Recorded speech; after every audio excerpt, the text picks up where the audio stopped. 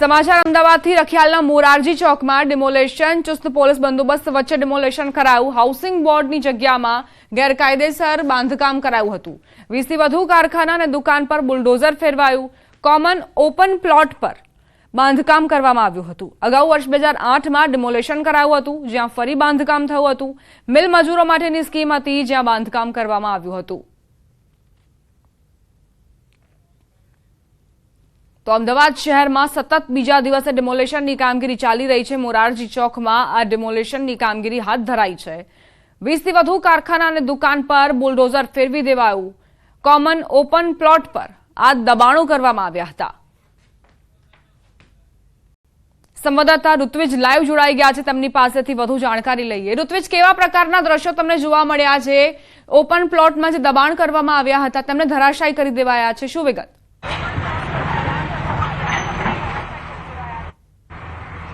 જી, ખાસ કરીને વાત કરીએ તો જે રખિયાલ વિસ્તારની અંદર આવેલ આ જે મોરારજી ચોક છે કે જ્યાં ગુજરાત હાઉસિંગ બોર્ડના મકાનો આવેલા હતા। જો કે અહીં ગુજરાત હાઉસિંગ બોર્ડના જે મકાનોની બાજુમાં 3 કોમન પ્લોટ આપવામાં આવ્યા હતા અને આ કોમન પ્લોટ ઉપર છેલ્લા કેટલાય સમયથી કેટલાક લોકો દ્વારા અહીં બાંધકામ ગેરકાયદેસર કરી દેવામાં આવ્યું હતું।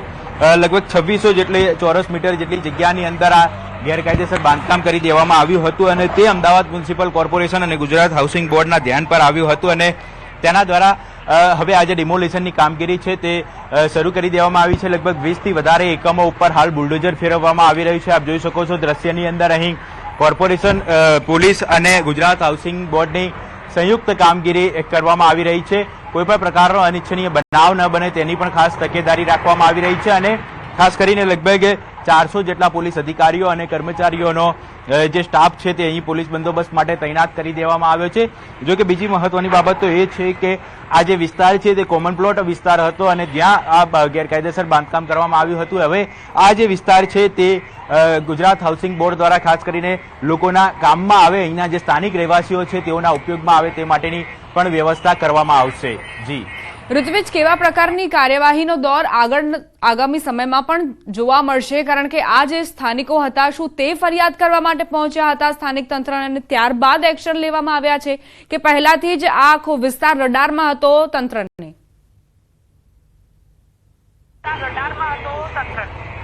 હજી વાત કરીએ તો આ જે વિસ્તાર છે, વિસ્તારની અંદર કેટલાક લોકો દ્વારા અહીં ગેરકાયદેસર બાંધકામ કરવામાં આવ્યું હતું। હું આપણે દ્રશ્યમાં બતાવવા માંગીશ કે આજે હાઉસિંગ બોર્ડના જે મકાનો હતા, મકાનોની બાજુમાં 3 કોમન પ્લોટ આવેલા હતા। જે સામાન્ય રીતે કોમન પ્લોટ છે તે અહીંના સ્થાનિક રહેવાસીઓએ ઉપયોગમાં લેવાના હોય છે, પરંતુ અહીં કેટલાક લોકો દ્વારા દબાણ કરવામાં આવ્યું હતું અને કોમર્શિયલ એકમો અહીં ઉભા કરી દેવામાં આવ્યા હતા। એટલે આ બાબત છે તે ગુજરાત હાઉસિંગ બોર્ડ અને અમદાવાદ મ્યુનિસિપલ કોર્પોરેશનના ધ્યાનમાં આવી હતી અને તેમના દ્વારા ખાસ કરીને આજે ગેરકાયદેસર દબાણો હટાવવા માટેની જે ઝુંબશ છે તે અંતર્ગત આ કામગીરી કરવામાં આવી રહી છે અને આપ જોઈ શકો છો દ્રશ્યની અંદર અહીં મોટા પ્રમાણે ડિમોલેશનની કામગીરી હાલ હાથ ધરવામાં આવી છે અને જ્યારે આ પ્રક્રિયા છે તે પૂર્ણ થઈ ગયા બાદ આ જે કોમન પ્લોટ છે તે સ્થાનિક રહીશોના કામ માટે આવે તે પ્રકારની વ્યવસ્થા છે તે ગુજરાત હાઉસિંગ બોર્ડ દ્વારા કરવામાં આવશે। આભાર ઋત્વિજ, જાણકારી આપવા માટે।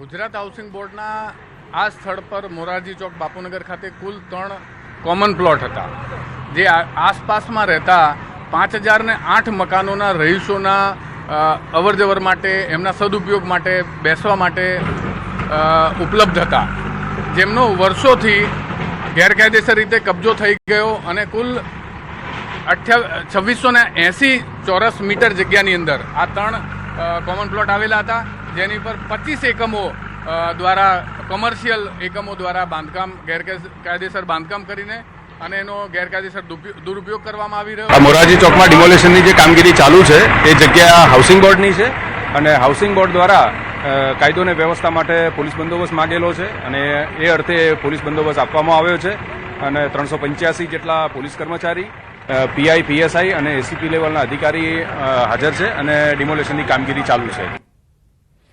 સુરતના કતારગામ વિસ્તારમાં ઘરફોડ ચોરી કેસમાં પોલીસે મેરઠના 4 આરોપીઓને ઝડપી લીધા। સીસીટીવી ફૂટેજના આધારે ચોર ટોળકીને પ્રાંતિજમાંથી ઝડપી લેવાઈ છે।